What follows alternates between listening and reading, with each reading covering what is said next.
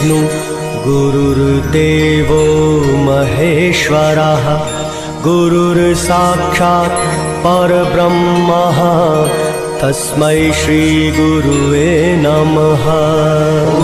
गुरुर्ब्रह्मा गुरुर्विष्णु गुरुर्देवो महेश्वरः गुरुर्साक्षात् परब्रह्मा तस्मै श्री गुरुवे नमः।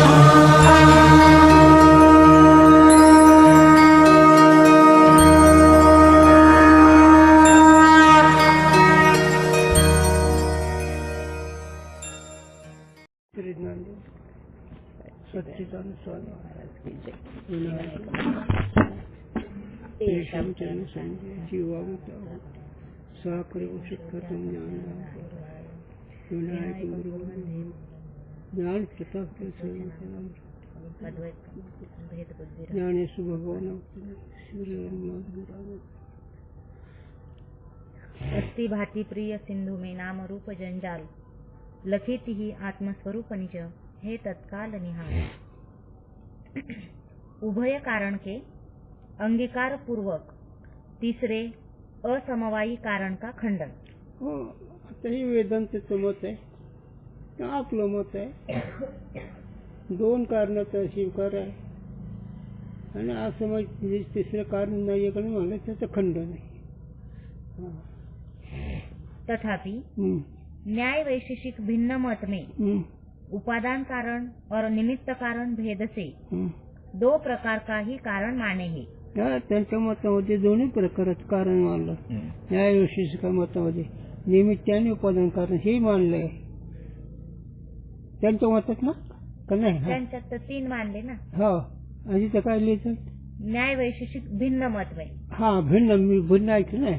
न्याय मतानं वेगळं न्याय मतानं वेगळं असणार आहे त्यांनी दोनच कारण मानले। जाकू नैयायिक असमवायी कारण कहे है ताकू निमित्त कारण ही कहे है। ज्याला असमय निमित्त म्हणतात ते त्याला निमित्त म्हणतात आपण।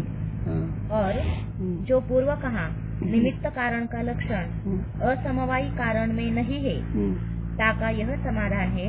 आता त्यांनी म्हणलं होते पूर्वी या असमयी कारण हे निमित्त कारणात नाही, मग त्याचं असं समाधान आहे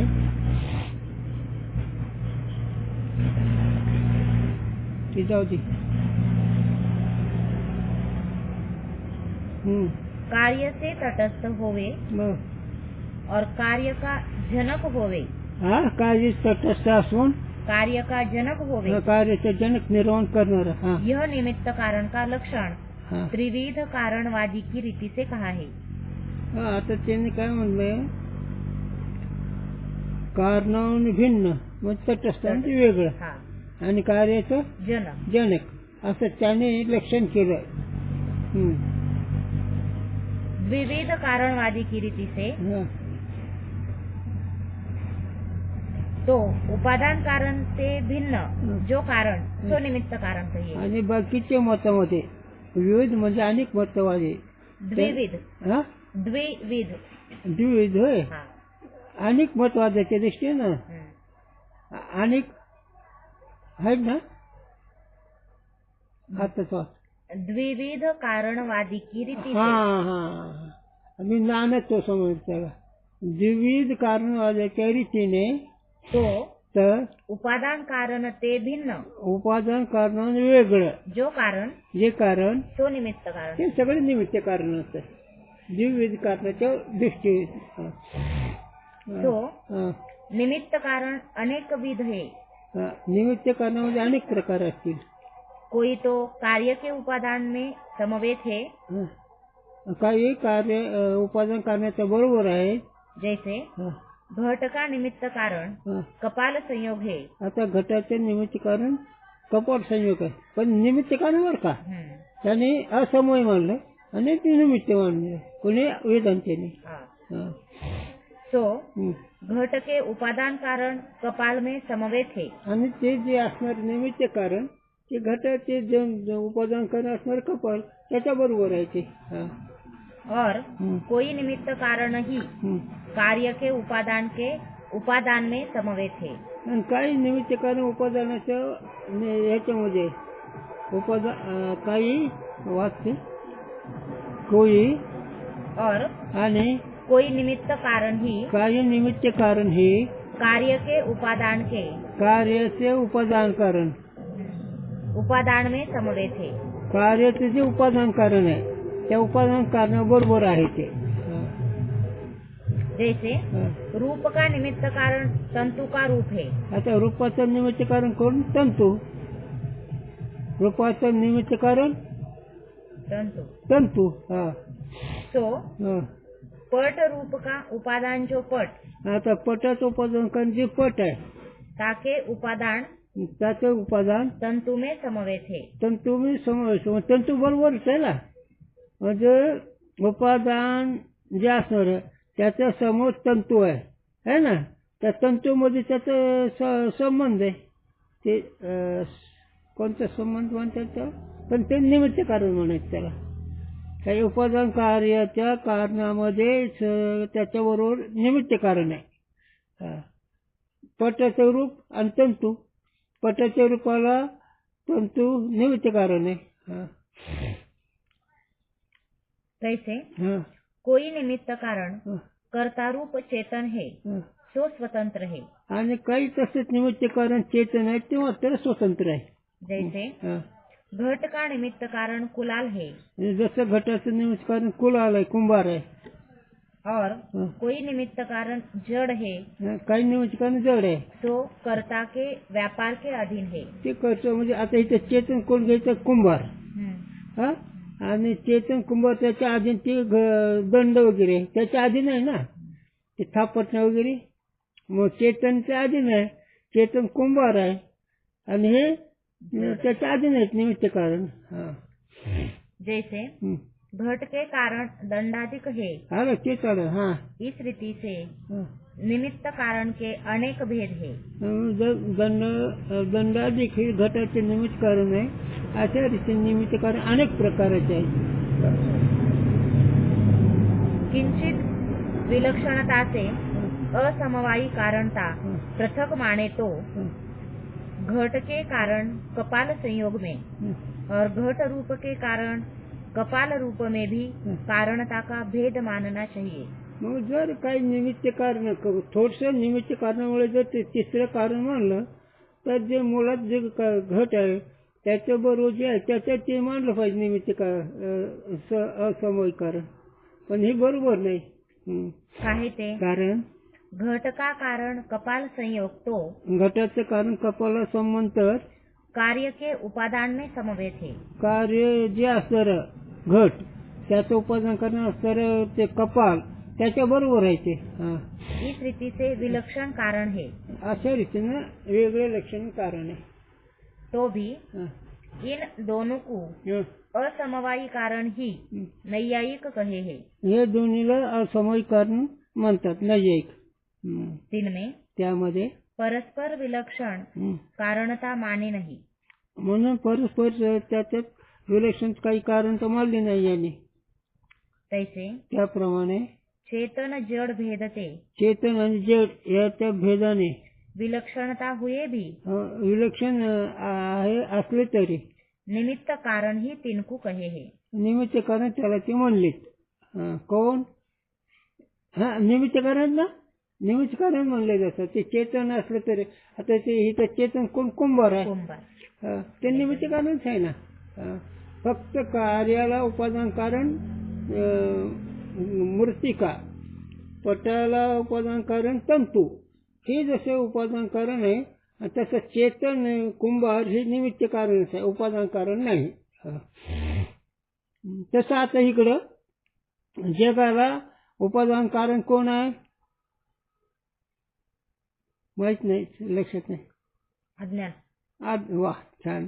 अज्ञान म्हणा, माया म्हणा, एक अर्थीच पद आहेत. आणि मग निमित्त कारण कोणते?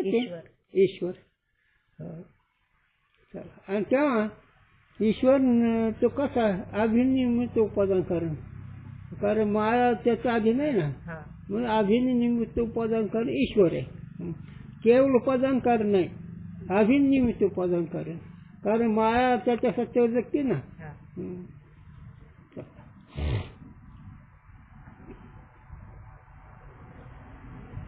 हा. परस्पर विलक्षण कारणता हा. तिनमे भी माने नहीं. परस्पर विलक्षण कारण तर त्याच्यामध्ये मानले गेले. हा. और भी हा. निमित्त कारण में अनेक विलक्षणता है. आणखीन निमित्त कारणामध्ये अनेक प्रकार आहेत. कोई तो हा. कार्यकाल वृत्ती होवे है. काही निमित्त कारण कार्यकाल असते, म्हणजे कार्याच्या वेळेसच असते. हा.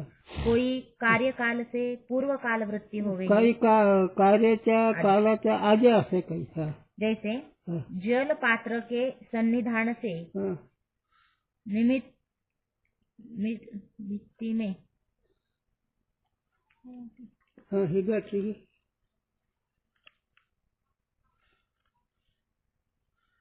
भित्ति में हा. भित्ति. भीती. हाँ. हा. जैसे जल पात्र के सन्निधान से हा. भित्ति में सूर्य की प्रभा का हा. हो हो प्रतिबिंब होवे है. हो. आता जसं भिंतीवर जलपात्र पडले सूर्याचे प्रतिबिंब, त्या प्रतिबिंबाचे भिंतीवर झळके पडतो ना. मग आता इथं निमित्त कारण कोण आहे, इथे घ्यावं लागेल का नाही दुसरं. हा. आता भिंत भिंतच, त्याच्यावर ते जलपात्र म्हणजे जलाचं एक काही पात्र असेल, पातेलं काही, त्याच्यावर सूर्याचं प्रतिबिंब पडलं, ते सूर्याच्या प्रतिबिंबाचं पुन्हा प्रतिबिंब भिंतीवर पडतंय. चला.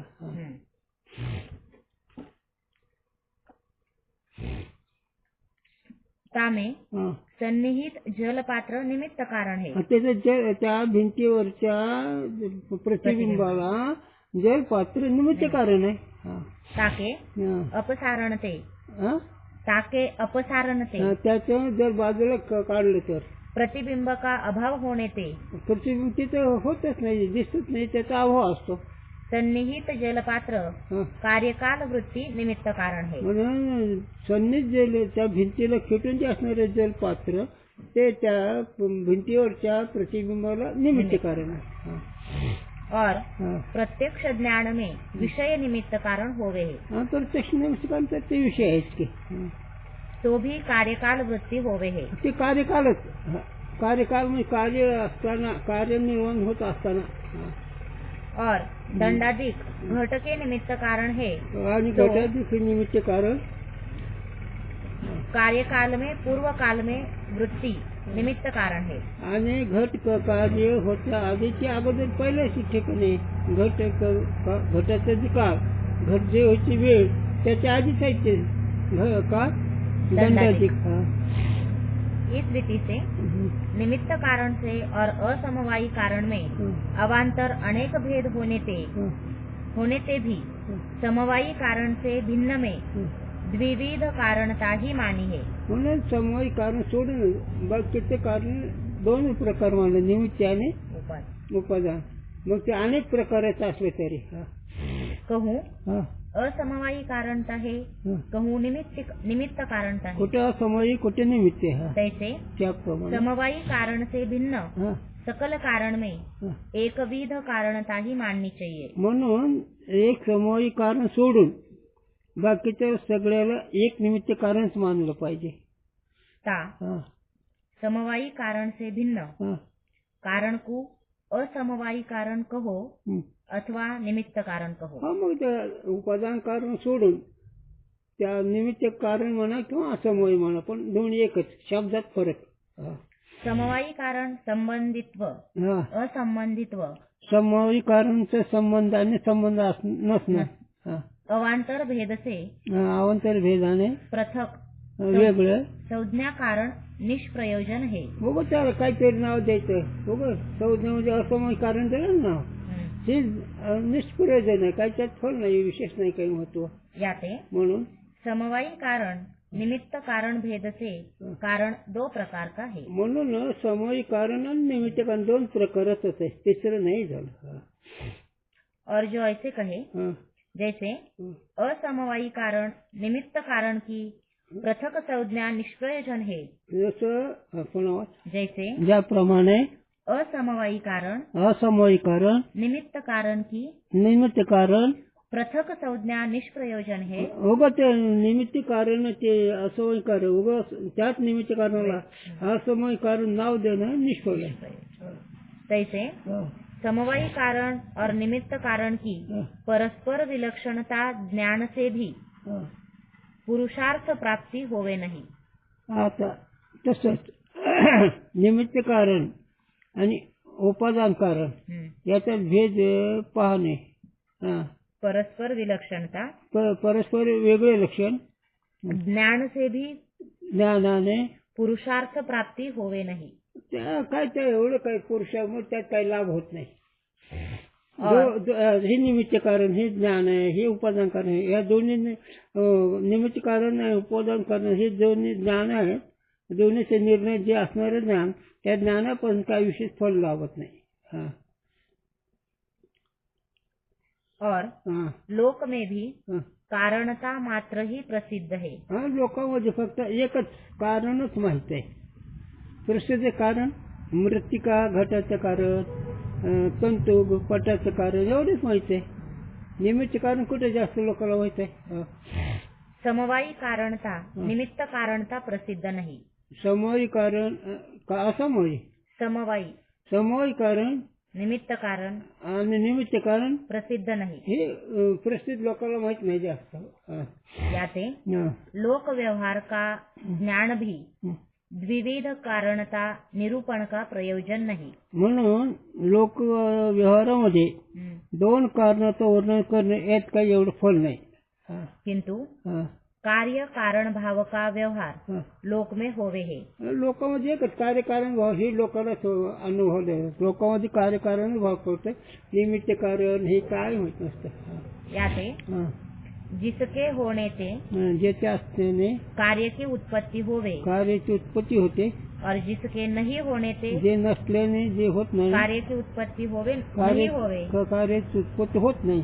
ऐसा जो कार्य के असं जे कार्य अव्यवहित पूर्वकाल वृत्ती अगदी अव्यवहित म्हणजे अगदी जवळ कार्याच्या अगदी जवळ म्हणजे अगदी जवळ पूर्वकाल वृत्ती पूर्वकाल तो कारण कहिए. त्याला कारण म्हणजे उपादान कारण. कार्याच्या अव्यवहित कालामध्ये जे कारण ते उपादान कारण. इस रीति से कारण का साधारण लक्षण ही कहा चाहिए. अशा रीतीनं कारण जे आहे त्या कारण साधारण लक्षण सांगितलं जातं. ताकि भेदद्वय का निरूपण भी निष्प्रयोजन है. दोन कारण वेगळे आहेत हे सांग सुद्धा काही एवढे फलदायी नाही. या शंका का यह समाधान है. या शंकेचं असं एक समाधान आहे. दोन कारण कशाला सांगितले मग त्या शंकेचं समाधान आहे.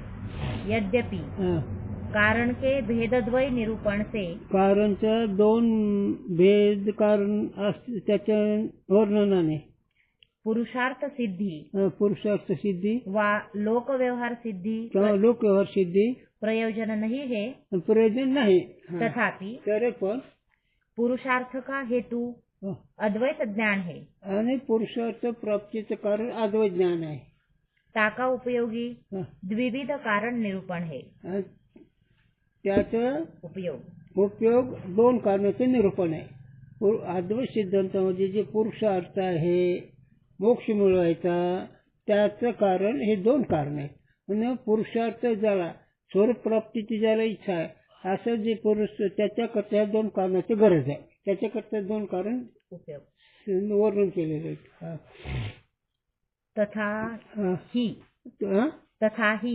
तरीही पण सर्व जगत का कारण ब्रह्म है. आता हिथून सुरुवात खरं. आणि तरी पण तथाही केव्हाही जगाचं कारण ब्रह्म आहे. और आणि कारण से अभिन्न कार्य होवे है. कार्याचे अभिन्न कार्य होते. याते सकल जगत ब्रह्म है. म्हणून सगळं जगत ब्रह्म आहे. आध्यासाधिष्ठानरूप आहे. तासे पृथक नाही. तासे मग त्या ब्रह्म ते वेगळं नाही. इसको सुनी के हे ऐकून जिज्ञासू के ऐसी शंका होवे हे असं ऐकल्यानंतर जिज्ञासूला अशी शंका येते, कारण से पृथक कार्य नहीं होवे. कार्यहून जर कारण काय बरोबर. कारणाहून जर कारण वेगळं नाही असं जर म्हणलं तर तो दंड कुलाला दिकणते भी दंडकुलाला अधिक असणारे घट पृथक नहीं चाहिए. मग त्या दंडाधिकापासून त्या कुंभारापासून घट वेगळं न व्हायला पाहिजे. ताका यह समाधान है. त्याचं असं समाधान आहे. उपादान और निमित्त भेद से कारण दो प्रकार का मग होवे. त्याच्यामुळे सांगितलं आम्ही दोन कारण. जर उपादान कारण कार्य भिन्न नाही तर सगळ्या कारणातच नाही, त्याच्याकरता दोन कारण सांगितलं आम्ही.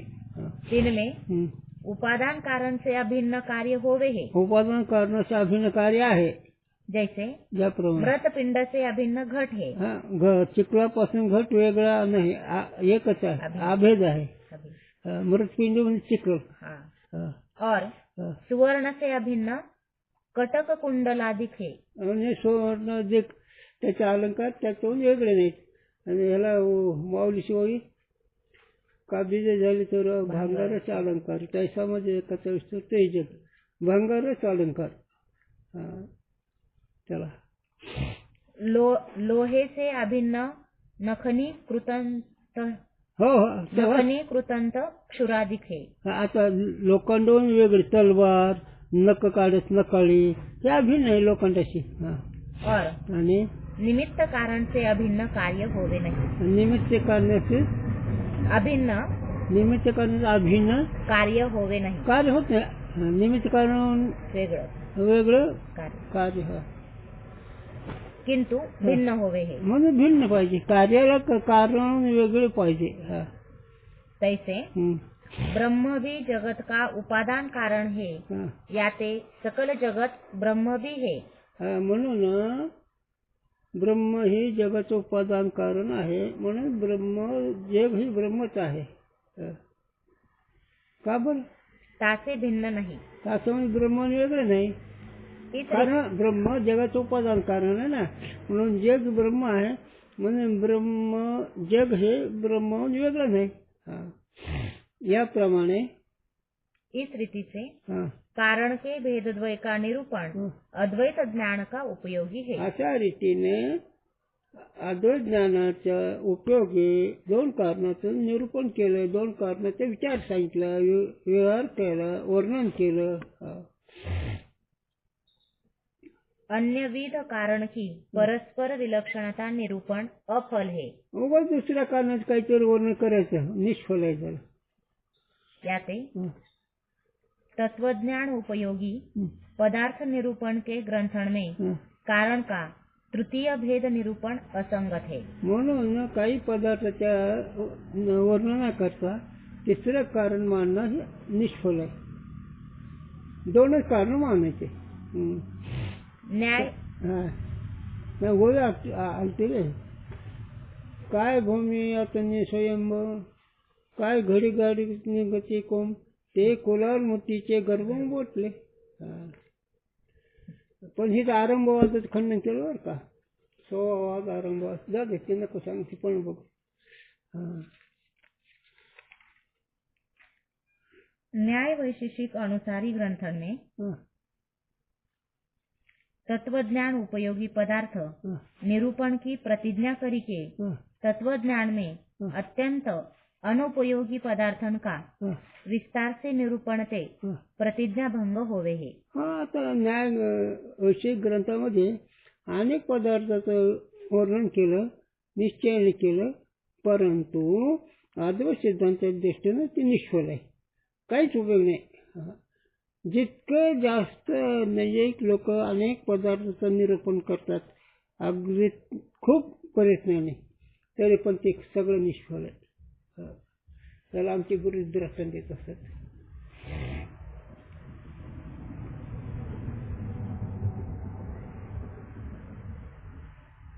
दृष्टांत असं देत असत की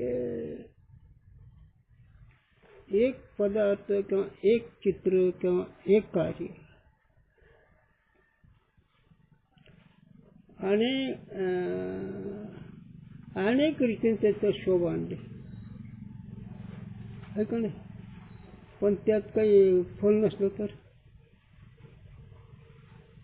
त्याला दुसरं उदाहरण सांगतो. ते नाही कळत. वेगळ्याची भावली. आता ते कळमला त्याला मोठे चित्रपट आहेत का नाही. हां त्यांनी किती तयारी केली है ना. मग त्याचा उपयोग काय.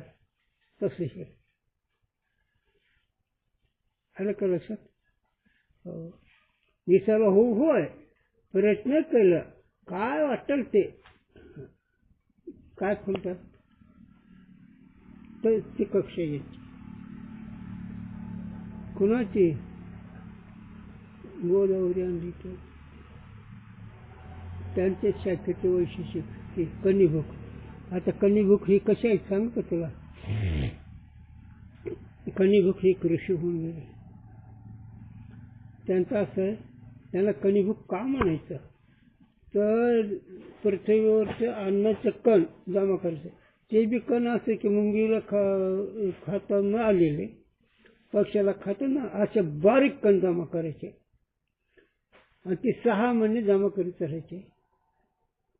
त्या 6 महिन्यावर काय जमवलं तेवढे जमवायचे.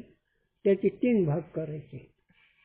एक गाईला एक देवाला आणि तिसरं आपण खायचं. हे कणिक त्यांचंही वैशिष्ट्य होतं आणि ते बाजूला टाकले. असं हे उग माणसाने का ना बाहेरच्या ह्याला भुलत जाऊ नये. मुळात काय आहे बघा जावं. माणूस बोलण्याचं त्याचं अंतःकरण ओळखत जावं. कारण अंतःकरण ओळखायचं आलं की माणूस खरा आणि त्या बोलण्यामध्ये भुलला की माणूस फसला. आमचे गुरुजी म्हणायचे शंकर महाराज गुरुजीच म्हणा ते म्हणायचे बाई रडण्याला लई उदार पण ताकदार म्हटलं तर नाही गोदे ताक नाहीच. आता होतं पण मांजरांनी लावून टाकलं आणि डेरा भरलेला असतो. हे आत एक आणि बाहेर एक. मग आता रडणं किती आपली वाटेल. आपल्या करतात ती माणसं त्याच्याविषयी आपलं किती आपली करतात तितकं उलट असतं त्यांचं संसार जीवाचं. म्हणून परमार्थ जर कळला ना दोन्ही बाजूने तयार राहतो. ही संसारिक नक्की फसवतात एकमेकाला. दुसऱ्या करता जीव उद्धार होतोच नाही. एक खरा साधं एक उदाहरण काय आचार्य पुरुष ही गोड बोले म्हणून तुकोबार आमचे म्हणतात तुका म्हणायचे मावाचे मैंद त्यापासे गोविंद नाही. मावाचे म्हणजे कसे असतात माहिती आहे का तुम्हाला सांगतो. आमच्याकडे मैंद लोक कसे असतात रस्त्याने चालले ते वाट मारं मैंद असतात. वाट मारं म्हणजे एखादा माणूस गावसाला त्याला गोड बोलतात. एखादं गटर आले त्याला मारून त्याचे पैसे घेते त्याला मावाचे मैंद म्हणावं. तर इतकं गोड बोलतो तो मैंद की त्या गोड बोलण्याला आपण सगळं ओस होतो. पण गुरुजेव्हा तसं नाही करायचं बरं का. गोड बोलण्याला कधी ओस होतो. आत वेगळी गाठ असते. आत बाहेर एकच निर्मळ असं ते ज्ञानोबा आहे तुकोबा रायसारखेच महात्मा. नाही तर हे संसारिक जीव आत गाठाळ आणि वरून गोड. त्याला कडू इंद्रावण म्हणते. तुला माहिती कडू इंद्रावण काय होतं माहित नाही काय. कडू इंद्रावण म्हणजे वरून इतकं गोड दिसतं पिवळ धमक खाण्यासारखं पण फोडलं की फिकूनच येते ते कारण कडूक असतं ते. तसं संसारिक जीव अति गोड बोलत असते. आपला कावा कळू देत म्हणून तुका म्हणे न कळे गोलामाचा कावा. तुकोबराय बोलते ते स्पष्ट लोक करते बावा बावा आणि न कळे गोलामाचा कावा. आणि सगळे लोक तिथ. आता तुला सांगतो व्यवहार तुझ्या बुद्धिमत्ताने शाळेतलं काम बरोबर करते आहे ना ठीक आहे. ती जागा आहे 50,000ची आणि तुला 5,000 राहू द्यायचं. किती गोड बोलणं कळतं काही तुम्हाला? पण आपली नाविलाज असतो, कळून तरी काही उपयोगाचा. पण तात्पर्य एवढंच की व्यवहार हे गोड बोलून फसवतात. चला,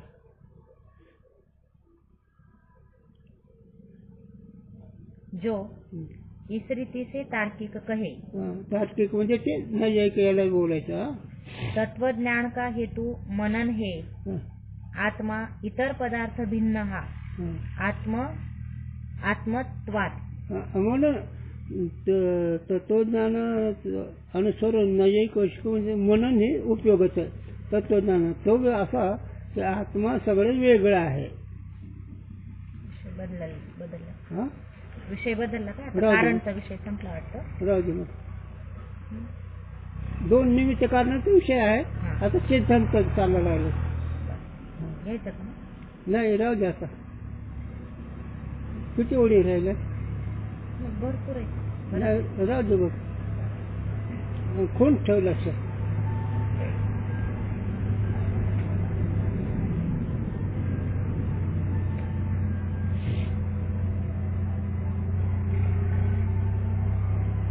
वरी भगवा झाले नामे वश केला काम्या त्याला म्हणून नाही चालू जग विटमना बाबा दागे भगवय पण हात वेगळंच आहे.